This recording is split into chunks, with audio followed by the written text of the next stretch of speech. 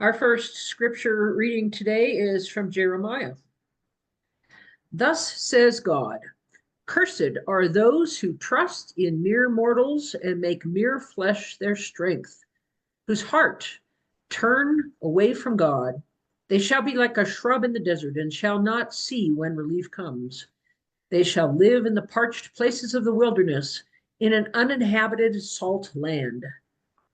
Blessed are those who trust in our God. They shall be like a tree planted by water, sending out its roots by the stream.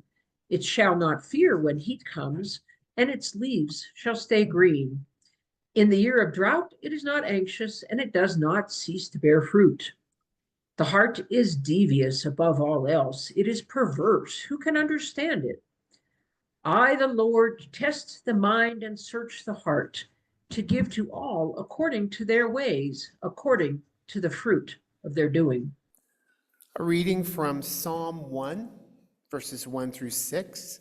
I'll be reading from the NIV this morning because it fits a lot better with our theme today. Blessed is the one who does not walk in step with the wicked, or stand in the way that sinners take, or sit in the company of mockers, but whose delight is in the law of the Lord, and who meditates on God's law day and night. That person is like a tree planted by streams of water, which yields its fruit in season and whose leaf does not wither. Whatever they do prospers. Not so the wicked. They are like chaff that the wind blows away. Therefore, the wicked will not stand in the judgment, nor sinners in the assembly of the righteous. For the Lord watches over the way of the righteous, but the way of the wicked leads to destruction. Here ends the reading from our tradition. May God grant us wisdom for interpretation. Amen. Cairn Christian Church, thank you so much for the wonderful opportunity to be here with you this morning. Thank you to your interim pastor, Reverend Erin Tyler.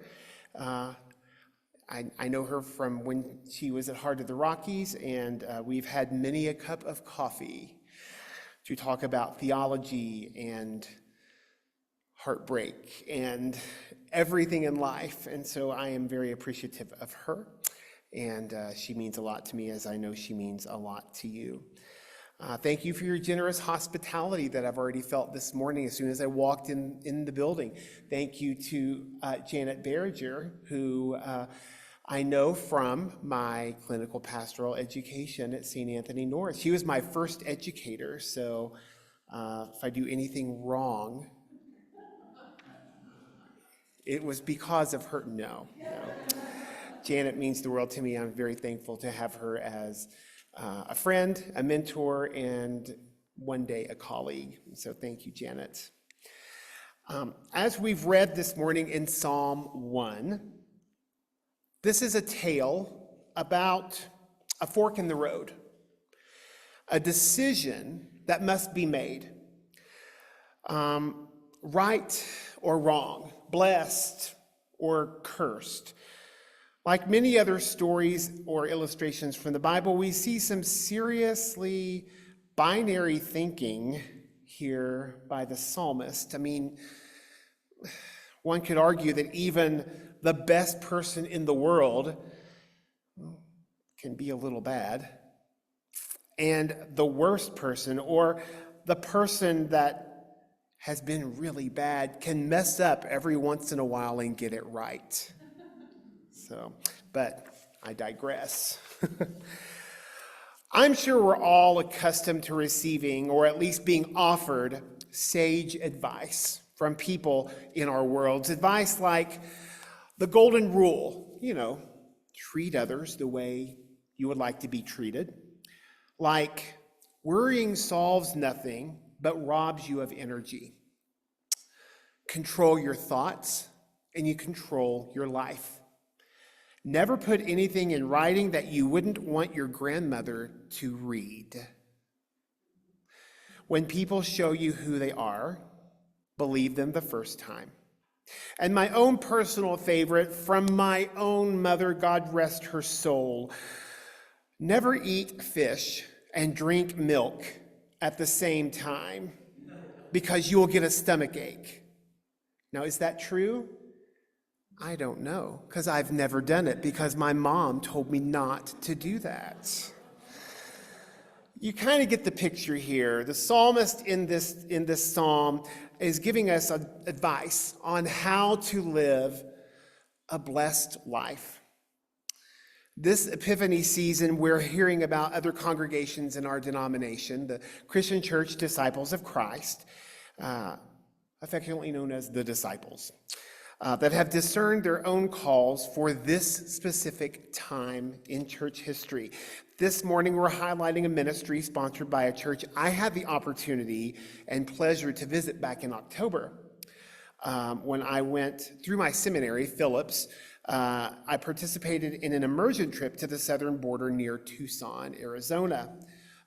First Christian Church of Tucson has joined forces with Comunidad Liman, a Latinx Spanish-speaking, open and affirming disciples congregation in Tucson. And together, now they sponsor the Caminantes, I don't speak Spanish, so this is a stretch for me. Caminantes border immersion program, offering learning experiences on the U.S.-Mexico border, providing an opportunity to expand our U.S. Mexico relations along the border and our theological imagination, and move us towards a Christian praxis for justice. In a practical sense, what do? They provide water for people who are on the journey to cross the border for a better life. There are people who walk days and days through the desert to reach the United States in seeking safety, not only physically, but financially and in every way for their families. And what this ministry does is they go out into the desert and they leave water so that these people will not thirst to death. Occasionally, they take out non-perishable food for people to eat so they will not perish. Talk about a Christian praxis for justice, and I'm so thankful that they do what they do. In a way, Caminantes reflects the very thing we're talking about this morning: blessings like a tree planted by water. We see this in this passage. It's a poem, basically, that reflects on the two different ways of being human. And it seems that in Psalm 1, it's kind of like the psalmist is saying, you can do this and be blessed, or you can do this and end up on a road that leads to destruction. I have to be honest. I kind of struggle with this psalm sometimes because of one word in particular: the wicked. Now, what does this mean, wicked? Y'all, I used to be a very proud fundamentalist that has gone by the wayside. And when I read words like wicked and sinner and things like that, I start to get that ugly feeling in my gut, because I'm like, it's like, I don't know, it kind of reminds me of judgment and condemnation. So it's super easy for me to just kind of read right over those words of wicked and sinner and all of those things, just to kind of pretend like they're not there, right? I mean, we can, blessed are you, and then, people who do bad things, not wicked, not judgmental. But those words exist, and they're on the page, wicked. So we should maybe consider what they actually mean.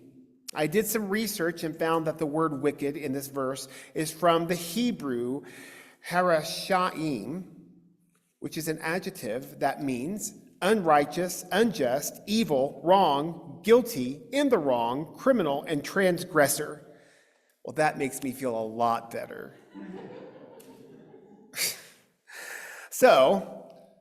But when you take a look, there is another meaning for that word in Hebrew, and that means to be lost from the path.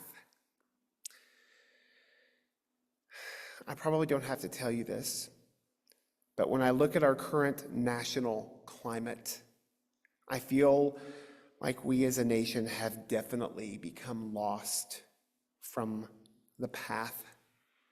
We're living in hard times.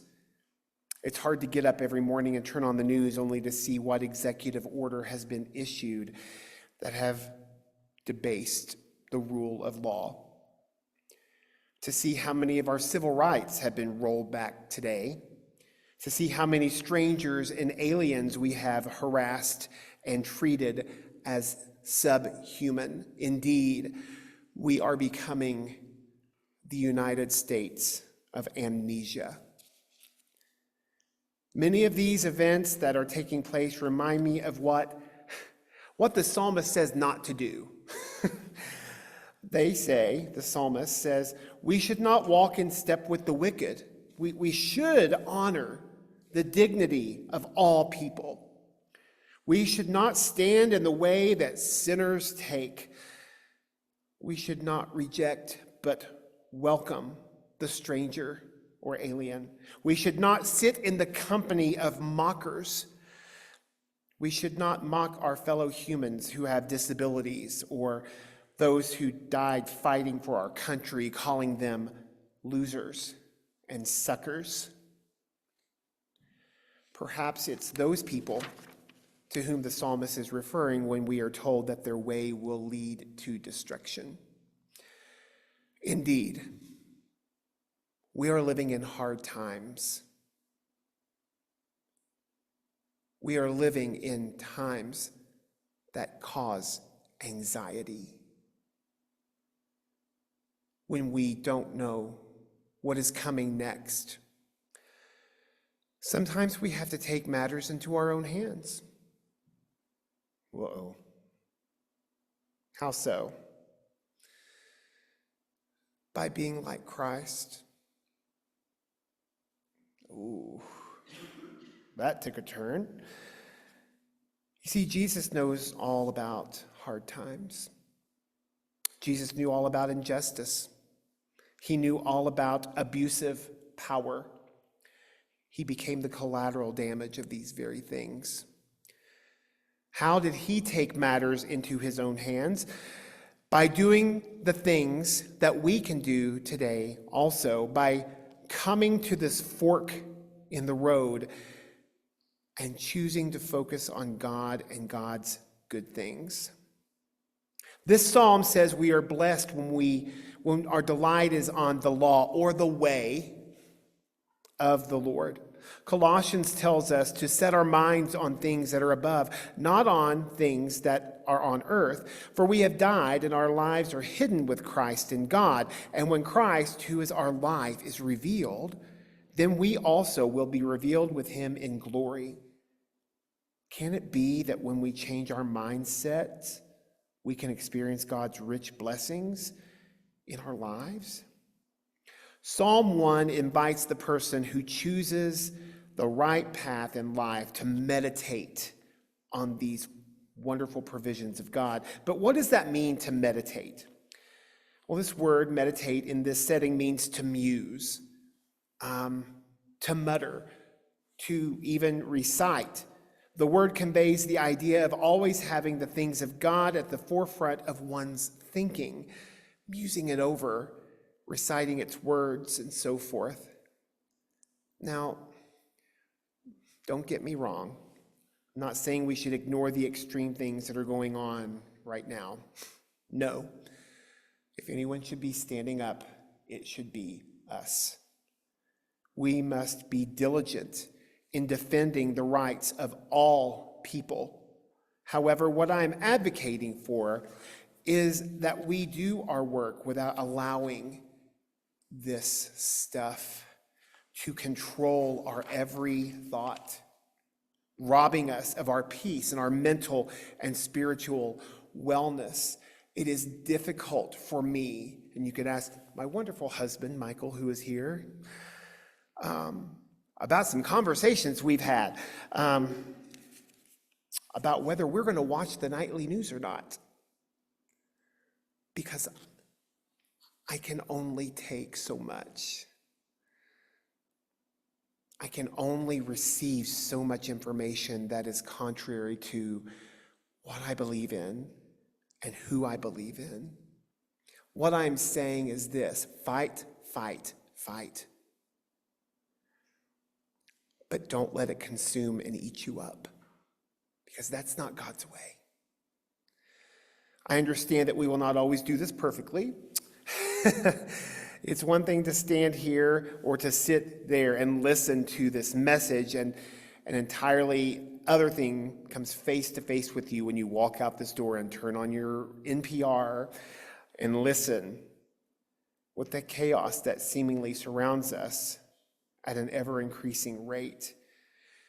But what I'm saying this morning is this: just as a tree planted by streams of water, our desire for God's love and justice in this world will help us produce fruit that will not only nourish ourselves, but also help nourish others. It will help us be strong and receive strength from God so that our leaves do not wither, and it will help us succeed in what we do. Christ did not bow to the injustice that existed in the systems of his day, but he chose to set his mind on things that are higher, just as we are advised to. Does that make the injustice go away? No. But it is our way through the insanity.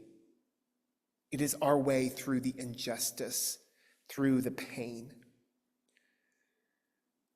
In this Epiphany series that we're doing here at Cairn, not only are we looking at what other disciples' congregations are doing, we're also looking at what God might be calling us as a church to do. And even beyond that, maybe God is calling us individually to do something. In last week's sermon, Pastor Aaron said, when we receive a call, we are required to respond to that call. When we read this psalm, we can recognize God's call to be that tree planted by streams of water. So many times, even on a daily basis, we find ourselves at that fork in the road. Let me encourage us today to choose to be rooted in the deep things of the holy, to be diligent in not only fighting for justice, but also in being the gatekeepers of our own hearts, our own minds, and our own peace. Those who drink deeply from the things of God will find a sustainable source of spiritual drink, a source that sustains one on the road of life, and a source that will never run dry.